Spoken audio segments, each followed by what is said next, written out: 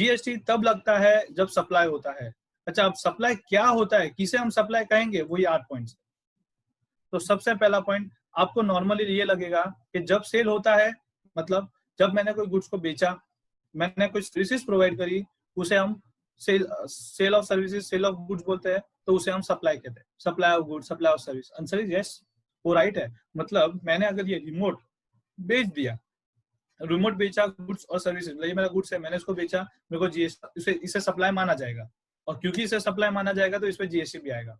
बस हमको सिर्फ इतना ही पता है, हमको सिर्फ इतना ही पता है कि गुड्स और सर्विसेज होती है। मैं टीचर हूँ या मैं कोई कोचिंग इंस्टीट्यूट हूँ, मैंने कोई सर्विस प्रोवाइड करी, क्योंकि मैंने सर्विस प्रोवाइड करी, ये सप्लाई है, जीएसटी आएगा। सिर्फ हमें 2 चीज पता है, बट ये 2 चीज के अलावा और 6 पॉइंट्स है जिसपे जीएसटी आता है, जिसके बारे में हमको ज्यादा पता नहीं है, वो हम यहाँ पे समझेंगे। पहला सबसे पहला पॉइंट, लीज। आपको पता है लीज क्या होता है? लीज का मतलब समझो, ये जो मैं यहाँ पे पढ़ा रहा हूँ, ठीक है, ये जो ऑफिस है, ये ऑफिस मेरा तो अभी खुद का है, पर ये जो ऑफिस है, ये ऑफिस अगर, अभी पॉइंट समझे, ये लीज अगर मेरे को किसी को लीज पे देना है, ठीक है, लीज पे देने का मतलब क्या होता है, ये एक रेंटिंग ही, रेंट जैसा ही होता है, मतलब रेंट पे ही देते हैं। तो ये जो पीरियड होता है ना, वो 20 साल 30 साल का होता है। लैंड है, लैंड लोग मोस्टली लीज पे लैंड देते हैं बिल्डर्स को, वो 30 साल 40 साल 50 साल का लैंड होता है, लीज पीरियड होता है, और उसमें वो 50 साल का वो अमाउंट ले लेते हैं। तो कहने का मतलब क्या है, अब यहाँ पे मैं जो एक एक चीज बोलूंगा ना, बहुत ध्यान से समझेगा और आप पकड़ नहीं पाओगे। पहला पॉइंट, क्या मैं लैंड बेचा? मुझे आंसर चाहिए, आप बताओ, क्या मैंने यहाँ पे लैंड बेचा? मैं अगर कोई चीज लीज पे दे रहा हूँ, मैंने कोई चीज लीज पे 30 साल तक दी, क्या मैंने बेची है उस जमीन को? बताइए।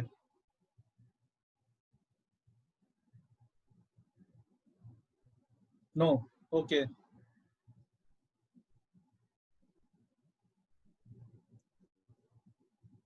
गाइस, बताइए प्लीज, बाद में मैं आगे सेशन लूंगा, बट आपका इन्फॉर्म कम है, मुझे इंटरेक्टिव सेशन बनाना है, इसलिए आप प्लीज मुझे आंसर दीजिए, तो ही समझेगा कि आपको समझ रहा है, अदरवाइज मेरे को वापस थोड़ा अच्छे से स्लो जाना पड़ेगा और अच्छे से समझाना पड़ेगा। मेरा पर्पज ही वो है, जब तक नहीं समझ में आता तब तक मैं आगे नहीं बढ़ता।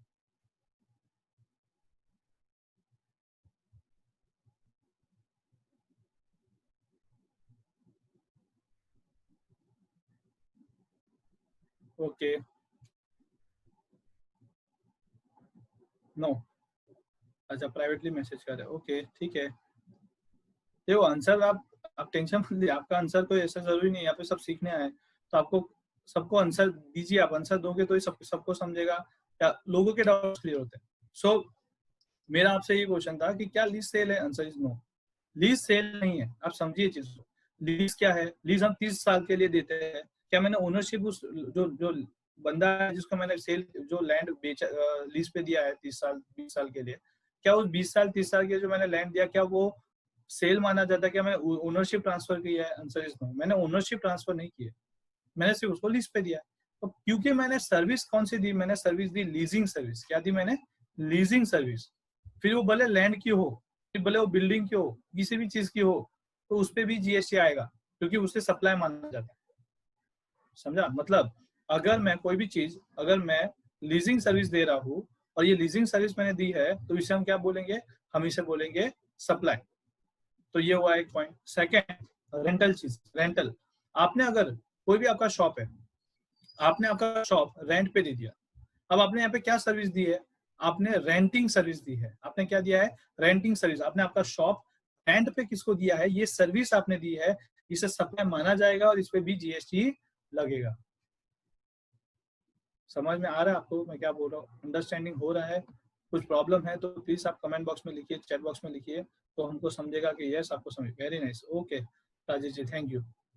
मतलब लोगों को समझ में आ रहा है, ओके ठीक है। तो ये रेंटिंग सर्विस हो गया। अब यहाँ पे आपका एक डाउट आना चाहिए, क्या रेसिडेंशियल सर्विस जो हम देते हैं, मतलब क्या मैंने खुद का घर भाड़े पे चढ़ाया, मैंने भाड़े पे दिया, क्या उस पे भी आएगा?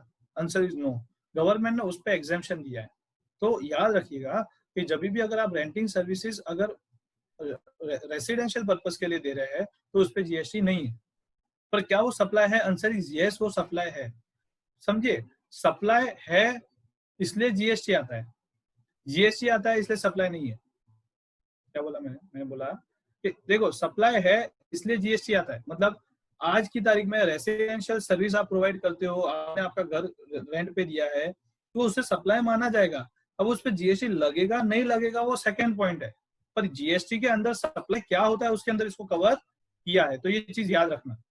ठीक है, तीसरा पॉइंट सर, एक्सचेंज। एक्सचेंज का मतलब क्या होता है? एक्सचेंज का मतलब ये होता है कि अगर, अब ये अच्छे से समझिए कि एक्सचेंज का मतलब ये है कि मैं एक टूरिस्टर हूँ, मैं इंडिया में आता हूँ, गोवा में आता हूँ, और मुझे, मेरे पास डॉलर्स है, अब मुझे डॉलर्स को रुपीज में कन्वर्ट करना है, तो मैं क्या करता हूँ, मैं फॉरेन डीलर्स जो होते हैं ना, फॉरेन एक्सचेंज डीलर्स, या फिर मैं बैंक में जाऊंगा, तो मैं जो बैंक में गया, मैं फॉरेन एक्सचेंज डीलर्स के पास गया और मैंने वो कन्वर्ट का सर्विस ली। किन से? ये बैंक वालों से और फॉरेन एक्सचेंज डीलर वालों से। क्योंकि मैंने उनसे ये सर्विस लिया, तो ये सर्विस जो उन लोग प्रोवाइड कर रहे हैं कन्वर्जन का, उसको उन लोग कमीशन चार्ज करेंगे, तो उन्होंने भी एक सर्विस दी है। अब क्योंकि उन्होंने वो एक सर्विस दी है, तो उसे भी हम सप्लाई कहेंगे और वो भी जीएसटी के अंदर आ जाएगा। तो उसे कहते हैं लाइसेंस। क्या बोला जाएगा? License services. Sorry sorry, license नहीं, exchange services, I am really sorry, exchange. इसे क्या बोलेंगे हम? एक्सचेंज बोलेंगे। एक्सचेंज का मतलब क्या होता है कि यहाँ पे अगर जो फॉरेन एक्सचेंज डीलर है वो कौन सा सर्विस दे रहा है? वो पैसे का एक्सचेंज करने का सर्विस दे रहा है। ठीक है, तो क्योंकि वो एक्सचेंज करने का सर्विस दे रहा है, तो उसको भी सप्लाई माना जाएगा और वो भी जीएसटी में आएगा। याद रखना, इसके आगे, मतलब अभी आप आगे जाओगे तो मेरा एक तीसरा स्लाइड है, उसमें मैंने आपको क्यूएनए सेशन रखा है, उसमें आपको आंसर्स देना पड़ेगा। मैं 2-3 क्वेश्चंस पूछूंगा, उसके आंसर्स दोगे तो आपके और नॉलेज और आपका पॉइंट्स खुलते जाएगा। सो ध्यान से और अच्छे से पढ़ेंगे, समझेंगे। कुछ भी डाउट है आप लिखिए, मुझे बताइए, आपको कुछ रिपीट करना है, हम रिपीट करेंगे। ठीक है,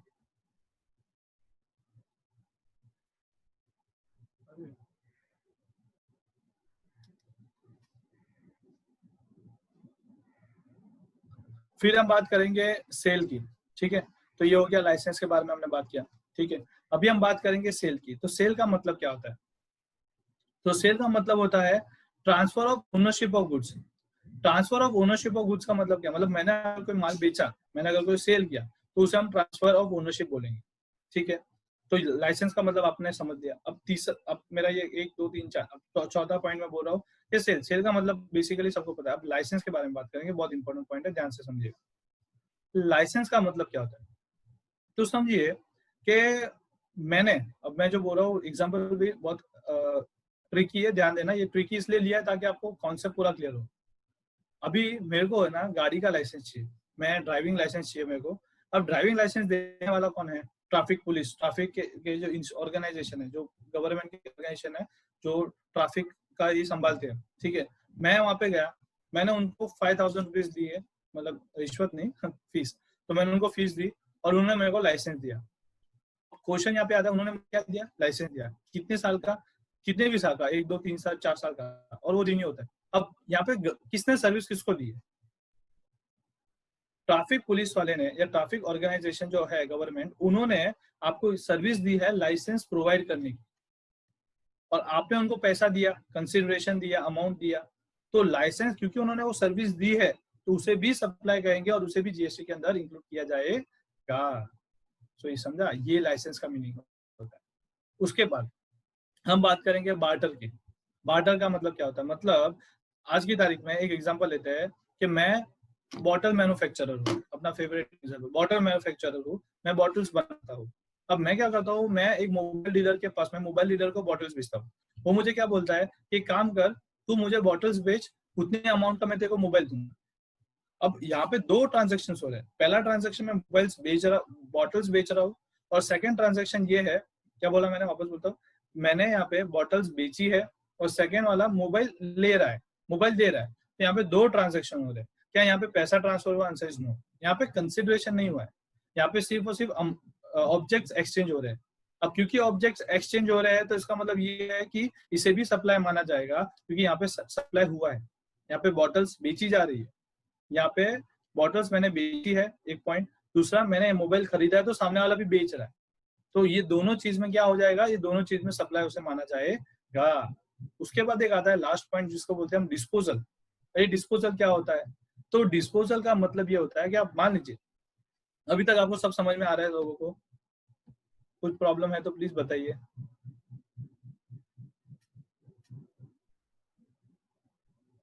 सबको समझ में आ रहा है? यस?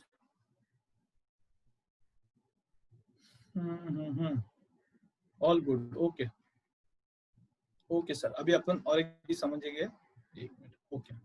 सो डिस्पोजल के बारे में अभी समझेंगे, डिस्पोजल का मतलब क्या होता है। Okay, thank you. ओके, अभी डिस्पोजल का मतलब क्या होता है वो समझिए। डिस्पोजल का मतलब क्या होता है, डिस्पोजल का मतलब होता है कि मान लीजिए आपके पास एक मशीनरी है, मैं क्या करता हूँ, मैं बॉटल मैन्युफैक्चरर हूँ, मुझे एक मशीन लगता है, उस मशीन का जो एज है, पीरियड है, वो 20 साल का है। कितने साल का है, 20 साल का है।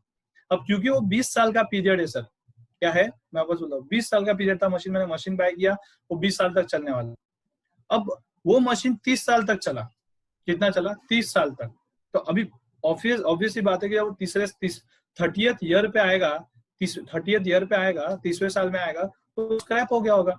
उसका स्क्रैप का वैल्यू, मैंने उस मशीन को स्क्रैप डीलर को दे दिया, बंगाल वाले को, मतलब स्क्रैप डीलर को मैंने वो मशीन दे दिया। अब यहाँ पे समझिएगा, क्योंकि मैंने ये स्क्रैप हो गया, इसका कोई वैल्यू नहीं है, वो मैंने स्क्रैप पे दे दिया, तो उस पे भी जीएसटी आएगा, उसे भी सप्लाई माना जाएगा।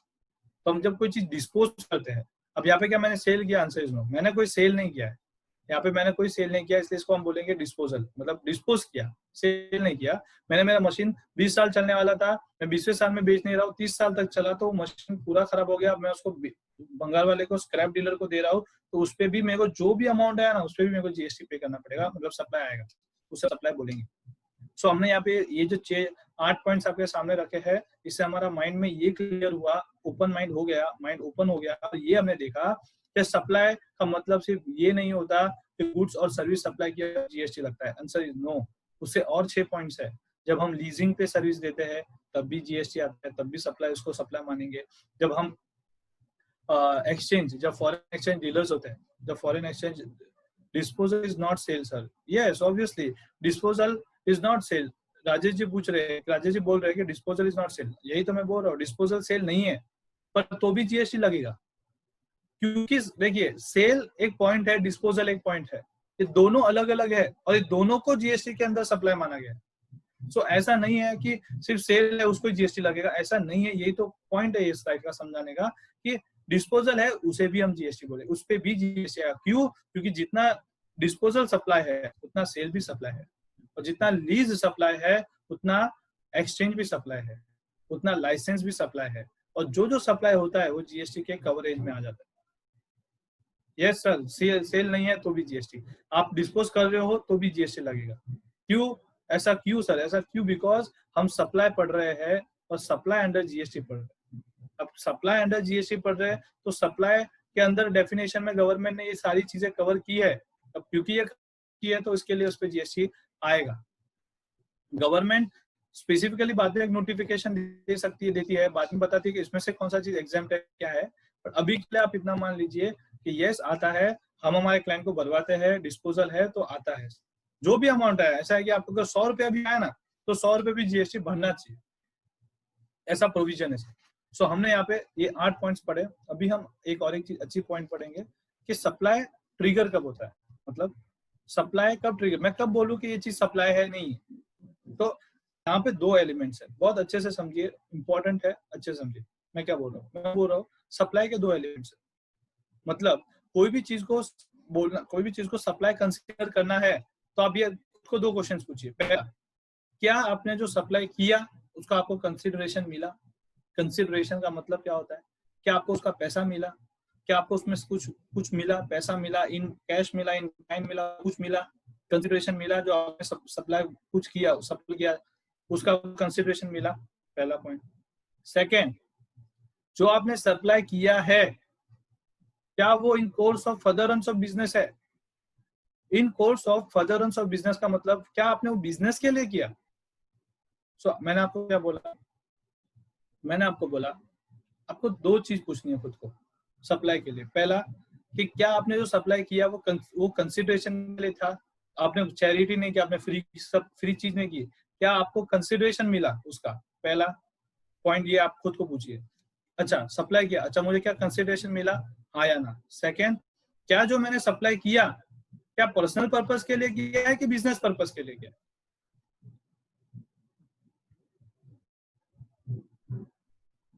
नहीं सर, आपका ये आंसर मैं दूंगा। राजेश जी बोल रहे हैं कि disposal is not in course of furtherance of business, नहीं, disposal is course of furtherance of business. वो कैसे होगा मैं आपको नेक्स्ट टाइम में समझाऊंगा। ओके, आप समझिए। अब मेरा क्वेश्चन आपसे ये है कि सप्लाई क्या होता है, दो चीज को समझिए अभी के लिए।